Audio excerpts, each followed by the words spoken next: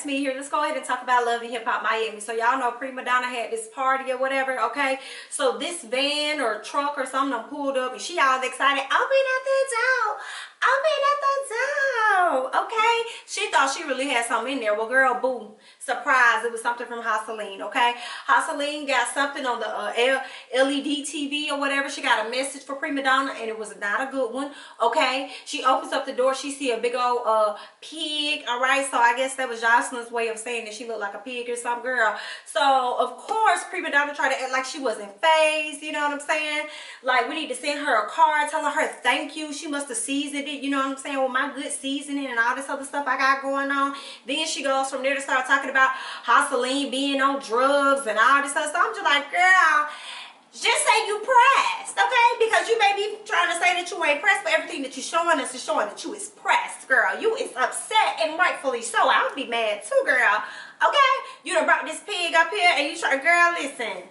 Okay, disrespectful as hell. But I will say, I do feel like because of this situation, I could see Prima Donna like really focusing on losing weight, you know, just so she doesn't give Joseline something else to try to talk about when it comes to her. I don't know, I could be wrong. She may be fine with, you know, what she's in, you know, the way she is, and there's nothing wrong with that if she is to her live her life. This lady done had a child and everything, so things gonna be different after you give birth and stuff, you know what I'm saying, especially as you get older, you know what I'm saying. So I don't know, but I do think that this could possibly make her, you know, probably get in the gym a little bit just to give Joseline a little list to talk about, you know.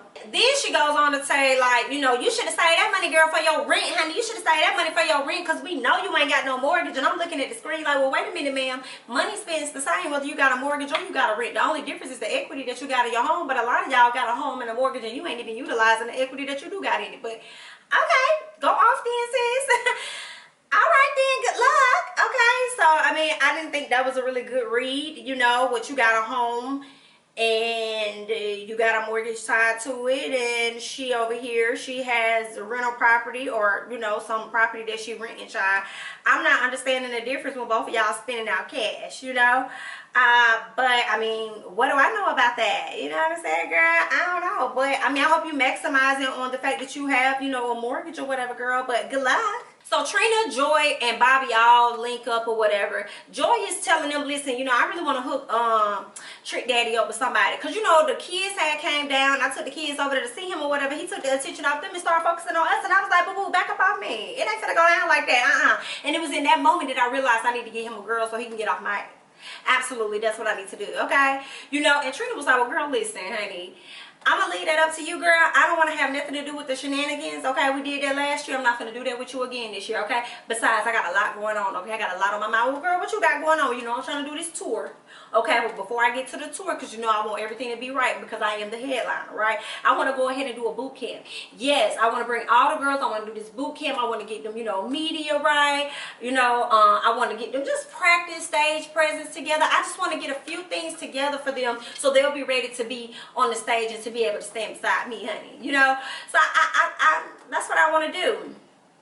And so Joy said, well, girl, you know, since you're talking about that and you in a good mood a little bit, I know you stressed out, but I know you're excited about the tour and stuff and this whole boot camp. I was thinking you should let Nikki back in. And she was like, hell to the no.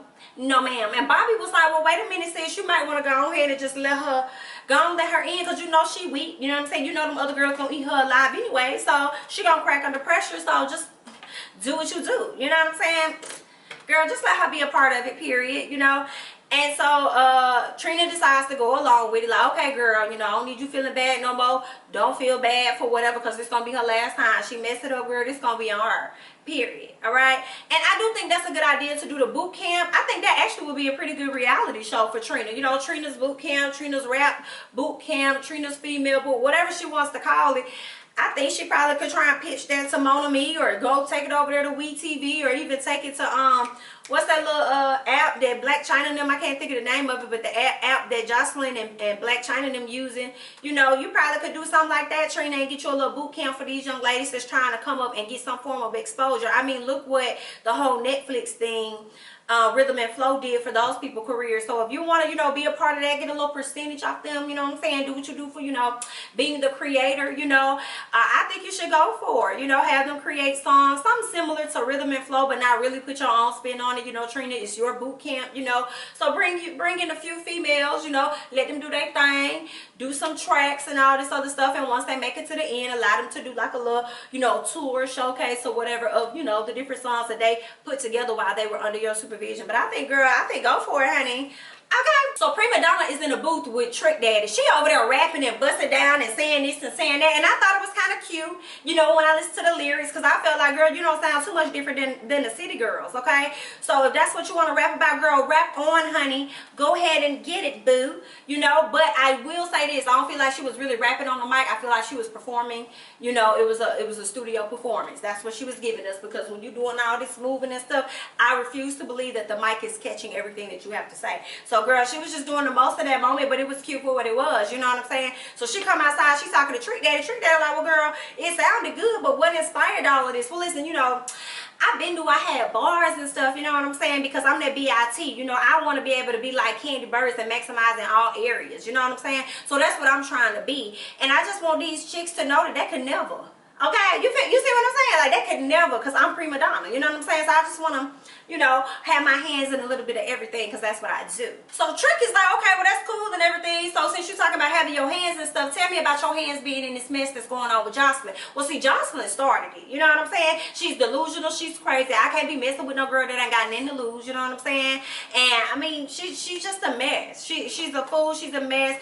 And I just don't really got time for it, you know what I'm saying? Joseline fell out with me because when she first got to know me, she saw how good I was doing, you know what I'm saying? And I had some of the things that she didn't have, but she wanted to come and try and hang out with me, girl. Okay, that's what she was trying to do, but I was like, no new friends, no ma'am, okay? I'm Miss Drake over here, okay? So we ain't finna do no new friends, and she gonna get mad at me, you know what I'm saying? As soon as she got mad at me, she turned on me and all the other stuff, but I ain't had time for it. I had to let her know that she met her match. Okay, she met her match right here, and I'm just not gonna deal with it. So she can go on about her business because she's crazy as hell. Yes. And then want to sit up there and try and talk about the fact that, you know, I'm big, you know what I'm saying? And I'm sitting out here selling waist trainers, but my waist ain't snatched like my waist trainers are. The audacity. Then she gonna send a pig up there trying to say I look like a pig. Okay, so you trying to body shame me, but then you try to really say that it was my face. Girl, move around, okay? Just move around, because let me tell you something. I know I look good. I know I look good. Big and all, boo. And I look good when I'm small, too. What? Okay, now put that in a rap. So Hood Brat links up with her boo, and they're talking about the Trina stuff and the tour and the boot camp. But she's just really excited for it, because she feels like it really can do a lot for her career, being that she has to help out with her family. She doesn't really have to, but she don't want her sister to have to go through a lot of stuff by herself. She wants to be there for King and Queen, her niece and nephew, because her younger sister passed away, and now one of her other sisters has the 2 children plus her kids. So that's a lot of mouths to feed. So she just got a lot of family things going on, which forces her to put a lot of pressure on herself. And I completely understand, you know, the pressure, the unnecessary pressure you could put on yourself. So I get it. She just wants to do really good. She wants to excel. She wants to be successful, so that way, you know, she'll be able to help her family out and stuff. So I completely get it. So just continue to stay humble, Hood Rat. Put your music out there, girl, and you know, I'm hoping that it works out for you, boo. Okay. Amara in the kitchen talking to her mama, talking about how she went to the lawyers, and the lawyer was like, well, girl, you know, if you decide to, you know, move on about your business, girl, just know that he can keep 100%. Yeah, he could do you like Rich did Olivia, for sure, because things like that happen. Yes, correct. That's what I'm talking about. Like Diddy had did Mace. Yes, like Pharrell had did Khalees. Correct. So, I mean, it's a lot of that going on out here in the industry, and I just want you to know how much you can lose out here in these streets, you know. So, the mama's like, well, you need to talk to Julian and have a conversation, you know. And, you know, Amara is all timid about it because she really don't want to have a tough conversation. Her mama like, well, girl, you need to talk. Okay, you need to talk. And not MJ. He don't really need to be all up in it. Well, he been around about 7-8 months or something like that, okay? He always got something to say. Is that what it is? Girl, you need to speak up for yourself. You need to have the conversation with Julian and nobody else, okay? Do you hear me, girl? Get it together. I ain't raised you like that, boo. You know I did it. Now, this scene was so hilarious to me. I don't even remember everything that was said, but I just felt like it was out of line. So, Joy invites Carolyn, who's her church member, right? She trying to hook Trick up with somebody. So, she's sitting down there having a conversation with Carolyn. Next thing you know, Trick don't walk in. He was like, what is it? Who is you? I don't even think he said, hey, how you doing? It was like, who are you? What you doing here? You know, it was just hilarious to me because Trick wasn't featuring it already. He said, y'all trying to set me up. I already see through y'all. We see each other. I already know what's going on. So, Joy is like, well, I'm finna get up and go get us something to drink. So she leave, and she's leaving, sitting them two down, you know, sit down, they looking at each other. And Trick is just like, why are you here? She's like, what you mean why I'm here? You know, you in the way, or I'm in the way. So then she starts to change the subject, and I felt it was cringeworthy for her because she was just trying to force the conversation. She's telling something. I make chicken. Like, he's like, I don't give a damn, girl. I probably cook better than you. You know, he was like, Trick was like, Trick wasn't really moved. He was just like, I don't care. Trick did not give a damn. He did not care at all. And she was like, well, I've been by your restaurant. Oh, you have? Yeah, I have. You know, that chicken is bomb. But them greens, you know what I'm saying, they need some work. He was like, now, how the hell you gonna sit up here and talk about my greens or whatever? She was like, what you put in your greens? He was like, now how you gonna talk about them? Then gonna sit up here and ask me what I put in them? What the hell is Joy? Did she come back yet? Because I'm not gonna do it. I'm not gonna do this with this lady. She gotta go. And then he said, listen, I don't like you, I don't want you, I don't this, I don't that, you need to leave. Like, he was just so rude. And it was funny, but it was really sad at the same time. It was like, you ain't even have to do that lady like that. You could have been much more nicer, okay, to this lady. And he was wrong for that. So when Joy get back, she see the dysfunction, and she's like, I'm finna walk this lady to the car because y'all disrespectful or whatever. And Trick don't want nobody. He want Joy because Joy is an older woman and Joy looks great. You know, so I understand why he, you know, want to be around her. She probably give him that youthfulness and all this other stuff. But okay then, girl, like, y'all was wrong for that. So Kiana is showing her music video or whatever she doing. She step outside, you got your girl Chameleon out there, and I think they call her Millie. She lets Millie lets Sukiana know, like, girl, I got that call from Trina, I'm finna be a part of the boot camp and the tour. So they all excited and stuff, and Millie is like, well, girl, what they finna have us do and stuff, you know what I'm saying? I hope they finna have me out here sweating out my weed, because, girl, I can't sweat out my weed, this $5,000. And I'm sitting up here like, well, BIT, what the hell you doing out there with a hat on your lace front? Okay, you got a whole hat on your lace front in hot ass Miami. And you talk about sweating out your, girl, if you don't get the ASAP. Okay, like you say, how damn as hell, I hope she got me sweating out. No, you already sweating it out, you fool. Okay, so Hood Brad comes up, she chopping it up with them and stuff, finds out that Millie's gonna be a part of the boot camp and the tour. You know, they all excited, women empowerment, all this other stuff, right? Well, that changes when she brings up Nikki. She's like, well, why I got a call from Joy? This is Hood Brad. I got a call from Joy, and Joy told me that, you know, Nikki gonna be on this thing at the boot camp and stuff. Y'all already know how I feel about her. So of course they start having words about Nikki. So Kiana's like, girl, my beef is a little different. That BIT took my phone, and I have questions that need answers. Yes, I do, because when she took my phone, she also took my money. Okay, so I'm missing out on money. So she better have the right answers when I come to her, or I'm gonna be on her head, and that's period. Amara links up with Julian to have the conversation about the things she discussed with the lawyer. Julian wasn't trying to hear none of that. He like, girl, you gonna go to a lawyer when you should have came to me first, when me and you were partners, me and you were family. Like, I'm not really featuring that or anything like that. So Amara's trying to talk, trying to have a conversation, but she kind of hesitating. MJ over there just impatient, like, baby, you need to speak up, girl. You need to speak up. And she was kind of hesitant, and then he just bust out and started talking about LA. Let's talk about the incident. Well, wait a minute, MJ, baby, we was over here talking about music. You just jumped from music over here to, you know, the LA situation. So Julian said, okay, cool, let's talk about the LA situation. Julian claims that he was drunk and he hopped in her bed by accident and didn't know it was her bed. I don't believe that at all. That's just my personal opinion. I believe he was highly aware of whose bed he was getting into. He said, when I got in your bed, if I really wanted to smash you or do anything with you, when you got up and moved to the other bed, I would have followed you. Just because you did not follow her does not mean that you had the initial intention. So miss us with that BS, okay? Now, as far as MJ, I do feel like some part of him, he needs to let Amara work out that situation with Julian, because that is her manager. She's worked with him longer, and they just met, and he don't even know if he's gonna be in her life next year, let alone the same year. Okay, so he needs to just calm down a little bit. But I understand MJ's frustration, because it's like, when you with me, you talk all this cap, but when it's time to talk to this person, you ain't got nothing to say.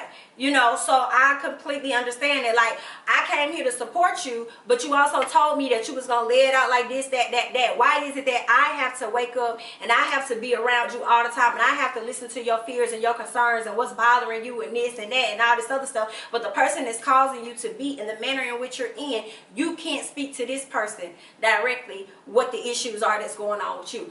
So I feel like I kind of understood MJ in that sense, you know, and I know her mom was like, MJ got so much to say and this and that, and maybe he do, but your daughter not speaking up for herself. Even you told her don't be scared to say what she got to say, so she gonna need to speak up for herself. In addition to that, Julian's like, well, why you listening to all these other people and what they got to say about me? What they gonna do for you in your career? Well, you act like you the only manager. Okay, true enough, MJ can't really manage her, okay, but she can go out and get somebody better. And the situation that's going on with you and Trina is not making it any better for her, because I'll be terrified of, and I'll be second guessing stuff too if this lady whole album got pulled off the shelves because of some whole shit that you done did. Okay, so I mean, I feel that way. Like if Amara wants to be on caution, on alert, and be concerned, she should be, especially when she sit down, look at the Trina situation, and then starts to reevaluate other situations within her own, you know, sector of her and him. I mean, she got the right to do that. And I think at the end she told him that she didn't want to work with him no more. I think that's what she said. I was kind of confused because she was like she didn't want to lose the friendship or something, but it sounded like she said she did not want to work with him, or didn't want, I can't remember which one it was.